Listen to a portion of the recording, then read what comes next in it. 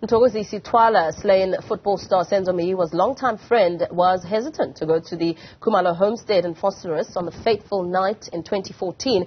Thwala testified in the Pretoria High Court that this was due to his friendship with Meyiwa's wife Mandisa. Thwala was among others present at the time of the incident. Right, let's take you now to Linda Mnisi, who's been following the case throughout the course of the week. Linda, very good afternoon to you. A lot of bombshells dropped over the past few days. Of course, talking to more details that we continue to uncover about what may have happened on that fateful night. Well, it looks like the state is trying to build a story here around it, what exactly happened, and you will see that it moves from witness to witness. Over the past few days, we've been hearing testimony from the analysts who compiled pictures, analyzed certain calls, and all of those things. And what, the prosecutor is telling the court is that it's difficult because then, of course, there's the issue around the availability of the witnesses. But today, this morning, they concluded the testimony with the last analyst, Moses, who in fact compiled those pictures that we heard about yesterday. Now we're back into the house, and the testimony right now that we're currently hearing is that of Mthokozisi Thwala. You'll remember he was also in the house at the time Senzo Meyiwa was shot and killed. He's described how the events of the day, essentially on the 26th of October 2014, when Senzo Meyiwa was gunned down from start and where they were to the point where the intruders entered the house. At the center of this testimony, Paul, is whether or not there were intruders in that house. And Mthokozisi Thwala, the second witness, to detail how those witnesses entered that house, or rather the intruders entered that house. Let's take a listen.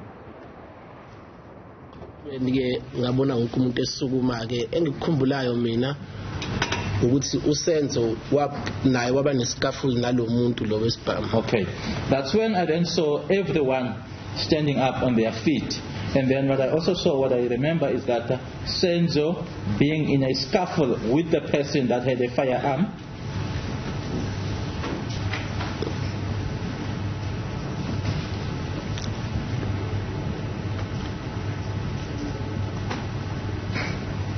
Yes, are you able to Are you able to describe this person who had a firearm? Kwisimo sokuthi ungamchaza lo muntu wayephethe isibhamu? Yebo. Yes. Yes. Yebo. Waye ngekho dark, waye ngekho light. He wasn't dark. Wayekhanya nje kahle. He wasn't dark. He wasn't that light. He was just light. Enama dreads below nje ilo indlebe. With dreadlocks just below the ear. Neyiqhomo nje engathi high cheek kancane. He had these cheekbones, like in the high cheek a little bit.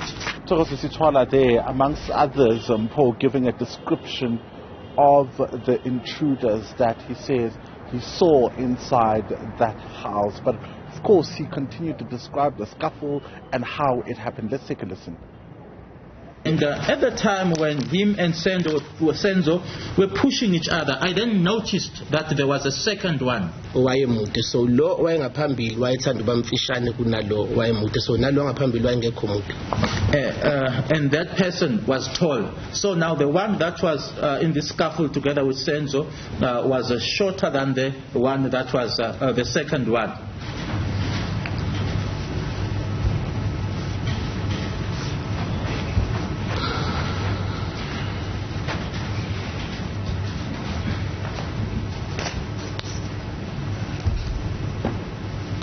And where did you notice this second person? Owesibili yena ke uma umbona kuphi nendawo. Ngimnothisa kwiscaffold kodwa mina into engenza ukuthi ngagijima ngathatha ifoni. Okay, I noticed the person in the scaffold or during the scaffold, but what then happened is that I ran to grab the phone. Yebo. Iscaffold ke sasisuka from khona la sitting room siya ngase kitchen. The scaffold was from the sitting room towards the kitchen.